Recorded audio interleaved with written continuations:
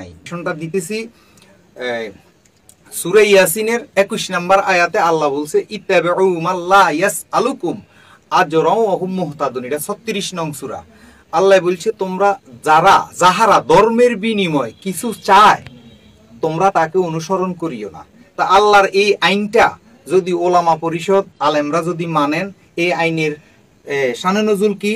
ওয়াজের নাম দিয়ে দোকানে দোকানে টাকা উঠানো যাবে না, এবং কি মাদ্রাসার নাম দিয়ে ছোট ছোট বাচ্চাদেরকে বলৎকারী করা যাবে না, এবং ছোট ছোট বাচ্চাদেরকে মাদ্রাসা পড়ানোর নাম দিয়ে মাস শেষে যে বেতন নেওয়া হয় এই বেতন নেওয়া যাবে না, ইমামতি করি বেতন নেওয়া যাবে না, আজান দিয়ে বেতন নেওয়া যাবে না, এবং কি কবরে শোয়াইয়া লাশ দাফন করিয়া কোরআন খতমের নাম দিয়ে টাকা পয়সা নেওয়া যাবে না।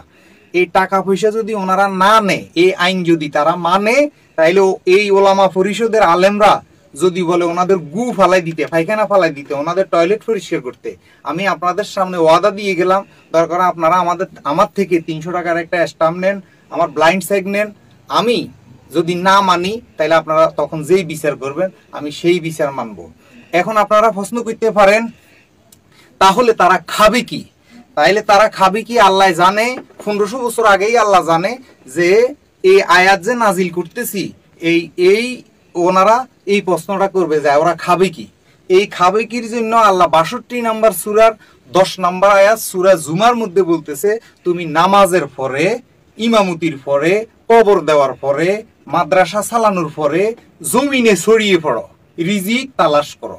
যেমন আমার সাথে জামাতের জামাতে বাংলাদেশ জামাতে ইসলামের 2-3 জন সাংবাদিক বিগত দিনে আমার সাথে 24 ঘন্টা চলছে শুধু আমার একটা ক্রু বাইর করার জন্য।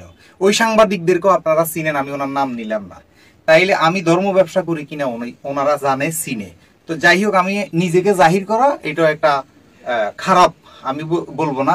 তো সবচেয়ে বড় বিষয় হলো, তাইলে আমি যেমন এই ধর্ম ওয়াজ মাহফিল বিভিন্ন দেশে যাইয়া ওয়াজ মাহফিল করার পরে আমি যেরকম টাকা না নিয়া আমি 5 কার্ডি 5 পিবিসির ব্যবসা করি, এখন পুরান গাড়ি নতুন গাড়ি ক্রয় বিক্রয়ের ব্যবসা করি এবং বুসিমালের ব্যবসা করি, এইভাবে ওনারাও তো ব্যবসা করতে পারে। তাই আল্লাহ কোরআনে বলে দিয়েছে তোমরা রিজিক অন্বেষণ করো। এই শুধু আমার এই এক আল্লাহর এই আয়াতটা যদি ওলামা পরিষদ মানি নে, আমি আপনাদের সামনে ওয়াদা দিতেছি 100 বার ওনারা যাহা বলবে শুধু আল্লাহর এই একটা আইন মানলে হবে। ওনারা অনেক কন্ডিশন দিছে, এইটা আমার কোনো কন্ডিশন নাই, আমার এই একটা আল্লাহর আইন, হেও আমার কোনো বানানো কথা না, এটা আল্লাহর কথা। যদি তারা মানি নে তাইলে তারা গু ফালাইতে গেলে আমি তাদের গু ফালাই। ধন্যবাদ।